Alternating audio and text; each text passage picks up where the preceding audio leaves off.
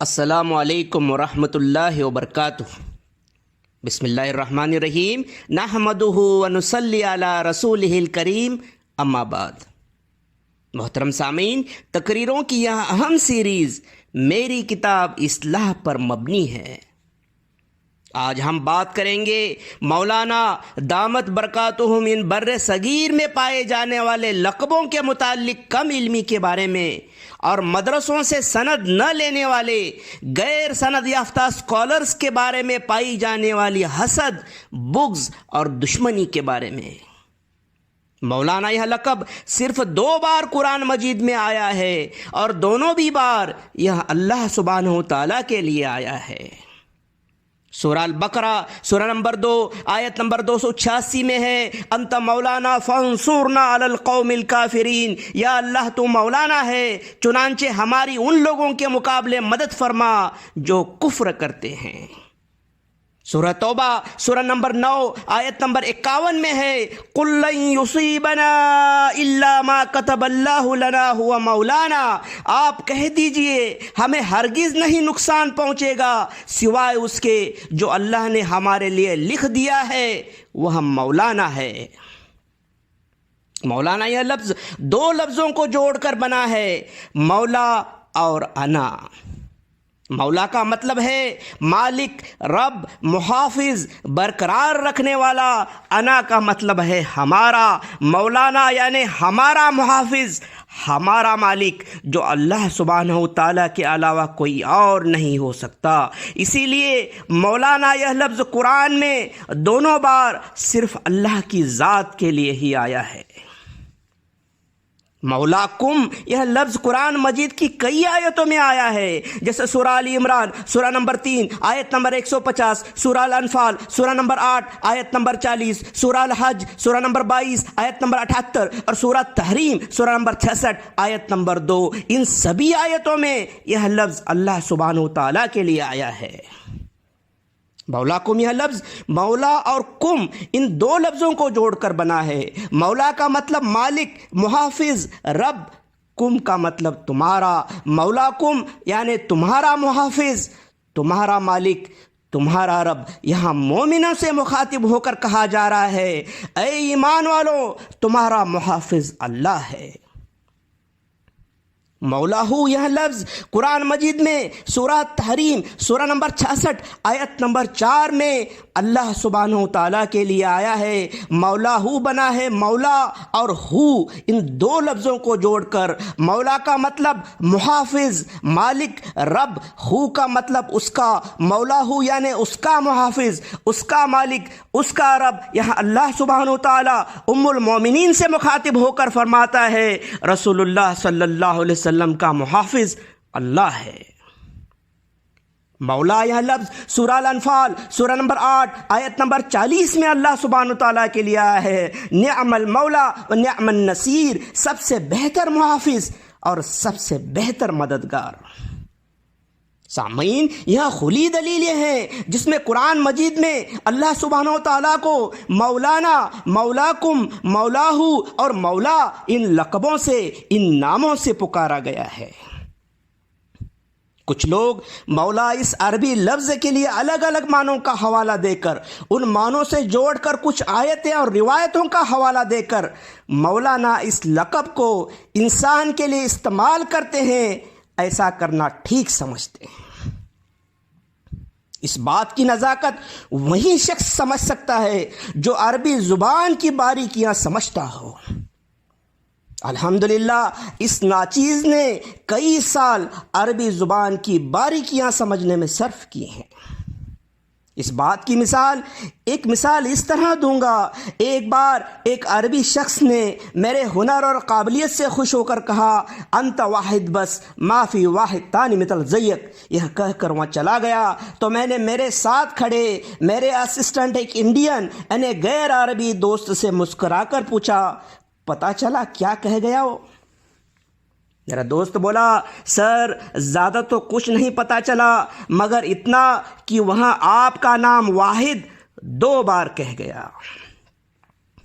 میں نے مسکرا کر کہا مگر میرا نام تو واحد نہیں بلکہ عبد الواحد ہے، واحد نام ہو ہی نہیں سکتا کیونکہ یہ اللہ کا نام ہے، اللہ کا لقب ہے، اسماء حسنی ہے۔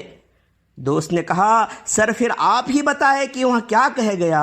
میں نے کہا وہ کہہ گیا آپ اتنے قابل ہو کہ ایسے آپ اکیلے ہو، بس آپ کے جیسا کوئی اور نہیں ہے۔ اس طرح اس عربی شخص نے نہ مجھے واحد لقب دیا، نہ یہاں میرے نام کے ساتھ اس نام کو فکس کیا، بلکہ سرسری طور پر میری تعریف کر کے چلا گیا۔ جو لوگ کچھ آیتیں اور روایتوں کا حوالہ دے کر مولانا لقب کو کسی انسان کے ساتھ فکس کر دیتے ہیں، اس لقب کو کسی انسان کے ساتھ جوڑ دیتے ہیں، ان کی مثال اس دوست جیسی، اس غیر عربی انڈین شخص جیسی ہے جو کم علمی کی وجہ سے اس لفظ کے معنوں کی باریکیاں نہیں سمجھ سکا۔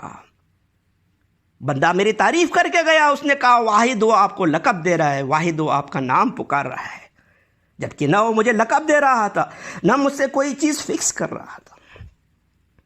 عربی زبان کی انہی باریکیوں کی سمجھ ہونے کی وجہ سے خلفائے راشدین کو کبھی مولانا لقب سے نہیں پکارا گیا، صحابہ رضی اللہ عنہم کو کبھی مولانا لقب سے نہیں پکارا گیا، کسی حدیث کے راوی کو کبھی مولانا لقب سے نہیں پکارا گیا، تابعین تبع تابعین رحمۃ اللہ علیہم اجمعین کو کبھی مولانا لقب سے نہیں پکارا گیا۔ صحیح بخاری کے مصنف امام محمد البخاری رحمۃ اللہ علیہ کو مولانا لقب سے نہیں پکارا گیا، صحیح مسلم کے مصنف امام مسلم ابن الحجاج رحمۃ اللہ علیہ کو مولانا لقب سے نہیں پکارا گیا، سنن ابو داؤد کے مصنف ابو داؤد رحمۃ اللہ علیہ کو مولانا لقب سے نہیں پکارا گیا، سنن الترمذی کے مصنف ابو عیسیٰ محمد ابن عیسیٰ الترمذی رحمۃ اللہ علیہ کو مولانا لقب سے نہیں پکارا گیا، سنن النسائی کے مصنف النسائی رحمۃ اللہ علیہ کو مولانا لقب سے نہیں پکارا گیا، سنن ابن ماجہ کے مصنف ابن ماجہ رحمۃ اللہ علیہ کو مولانا لقب سے نہیں پکارا گیا، موطا امام مالک کے مصنف امام مالک ابن انس رحمۃ اللہ علیہ کو مولانا لقب سے نہیں پکارا گیا، کتاب الاطہار کے مصنف امام محمد بن حسن الشیبانی رحمۃ اللہ علیہ کو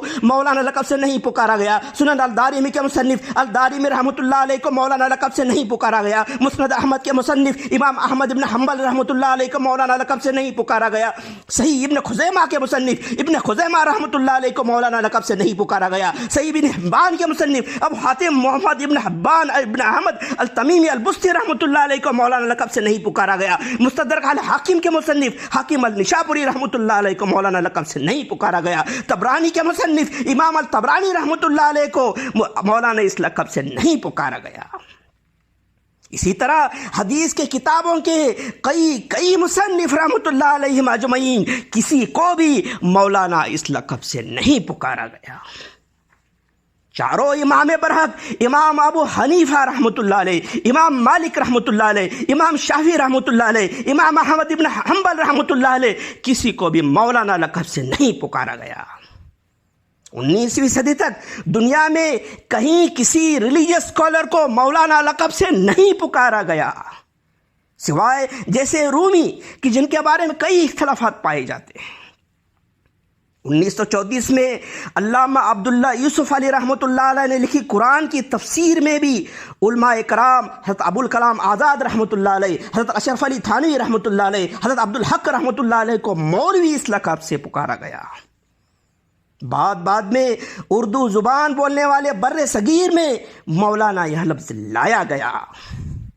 آج بھی بر صغیر کے علاوہ کہیں بھی مولانا اس لقب کا استعمال نہیں ہوتا، بلکہ شیخ، امام جیسے لقبوں کا استعمال ہوتا ہے۔ عربی جاننے والا عرب کا کوئی بھی عالم اپنے نام کے ساتھ مولانا لقب کو جوڑنا نہیں چاہتا، جیسے شیخ عبد الرحمن سدیس، شیخ ڈاکٹر ماہر، شیخ خالد الگامدی دامت برکاتہم۔ سامعین، ان سب دلیلوں کو بیان کرنے کے بعد میں یہ بات آپ پر چھوڑتا ہوں کہ آپ کسے کیا پکارنا چاہتے ہیں۔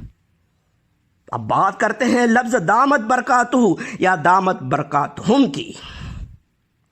یہ لفظ قرآن اور حدیث کا حصہ نہیں ہے، یہ ایک عربی دعا ہے جس کا مطلب ہے ان کی برکتیں قائم رہے۔ دامت برکاتہ سنگولر ورڈ، ایک وچنی شبد، ایک لفظ ایک انسان کے لیے، جس کا مطلب ہے اس ایک نیک انسان کی برکتیں قائم رہے۔ دامت برکاتہم پلورل ورڈ، بہووچنی شبد، جمع لفظ، کئی انسانوں کے لیے، جس کا مطلب ہے ان نیک انسانوں کی برکتیں قائم رہے۔ یہاں دعا ہر اس نیک انسان کے لیے استعمال ہو سکتی ہے، استعمال ہو جانی چاہیے جو حیات ہے اور جس کے عمل سے امت کو، قوم کو، دین کو فیض حاصل ہو رہا ہے۔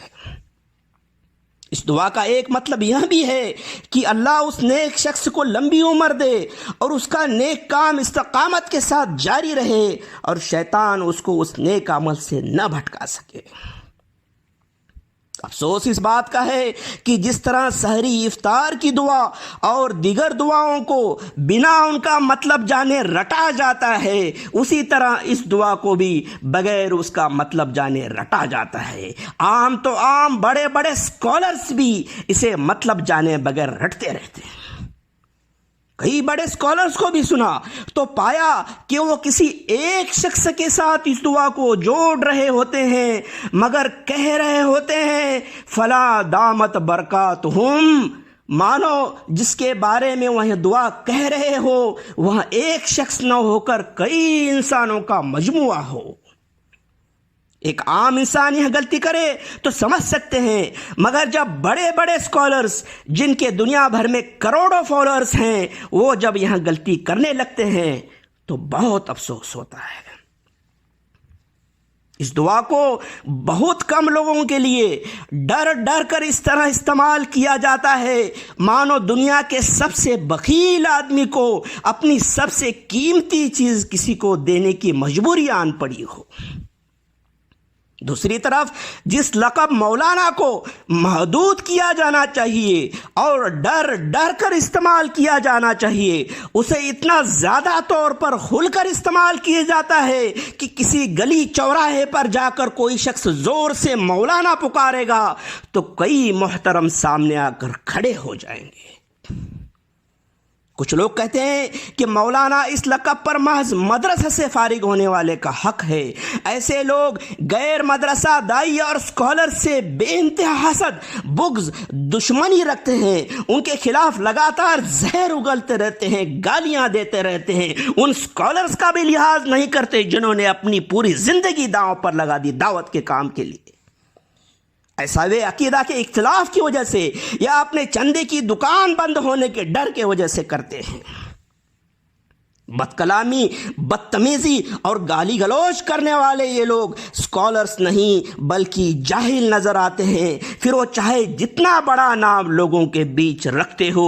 ایسے لوگوں کو دین کا علم تو دور کی بات، دین کی ABCD بھی پتہ نہیں، کیونکہ اسلام میں بد کلامی، بدتمیزی اور گالی گلوچ کو کہیں جگہ نہیں۔ کسی دائی یا اسکالر کی عظمت کا پتہ اس بات سے کرنا چاہیے کہ اس کو دین کا علم کتنا گہرا ہے، اس کی دین کی سمجھ کتنی گہری ہے، وہ صحیح بات صحیح دلیل کے ساتھ کر رہا ہے یا نہیں۔ کہیں رسول اللہ صلی اللہ علیہ وسلم، خلفائے راشدین رضی اللہ عنہم، صحابہ رضی اللہ عنہم، تابعین، تبع تابعین، اولیاء رحمۃ اللہ علیہم اجمعین کے شان میں گستاخی تو نہیں کر رہا، خود جج بن کر ان میں سے کون صحیح کون غلط کے فیصلے تو نہیں کر رہا، اس کی کتنی اور کرنی میں کتنا فرق ہے، کہیں یہ سب کچھ وہاں دنیاوی فائدے، نام، شہرت، پیسوں کے لیے تو نہیں کر رہا۔ یہ پیمانہ ہونا چاہیے کسی دائی یا اسکالر کی عظمت کا پتہ کرانے کے لیے۔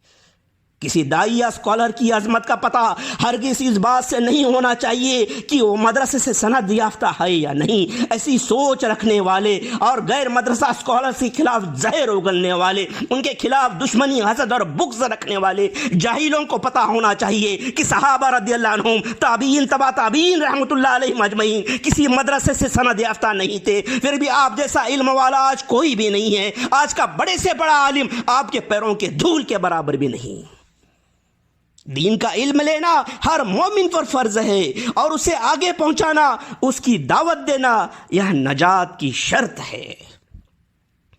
سورہ العصر سورہ نمبر 103 میں ارشاد باری تعالیٰ ہے والعصر ان الانسان لفی خسر الا الذین آمنوا وعملوا الصالحات وتواصوا بالحق وتواصوا بالصبر، قسم ہے زمانے کی بے شک ہر انسان خسارے میں ہے سوائے ان لوگوں کے جو ایمان لائے اور نیک عمل کیے اور حق کی دعوت دی اور صبر کی دعوت دی۔ وآخر الدعوانا الحمد للہ رب العالمین۔ السلام علیکم ورحمۃ اللہ وبرکاتہ۔